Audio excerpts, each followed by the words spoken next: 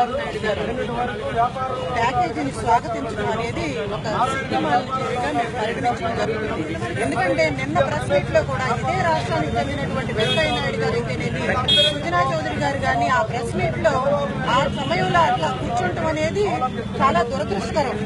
కేవలం ఈ రాష్ట్ర ముఖ్యమంత్రి గారు సీఎం గా ఆయన పనికిరాడు అన్న ఒక సందేశం ఆల్రెడీ ప్రజలందరికీ వచ్చేసింది. ఆయన తగిన అర్హత కూడా ఆయనకి లేదని చెప్పి ఈ సందర్భంగా కూడా మేము తెలియజేస్తూ తక్షణమే నువ్వు రాజీనామా చేసి, ఈ రోజున మహిళలందరూ కూడా అన్ని రంగాల్లో ముందంజలో ఉన్నారు.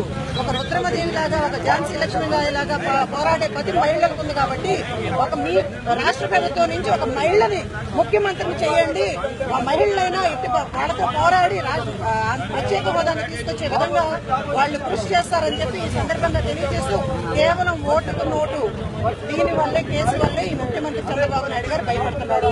ఆల్రెడీ నీ మీద కేసు ఉంది కదా, స్వచ్ఛందంగా నువ్వు ఎందుకు రాజీనామా చేయవు? ఒక మహిళను ముఖ్యమంత్రి పెట్ట మీద కూర్చోబెట్టు.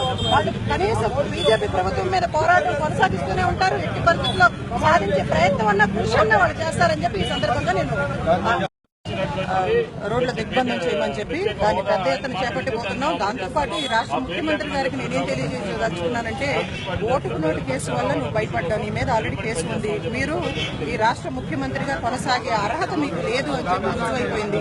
ప్రజలందరూ కూడా చూస్తా ఉన్నారు.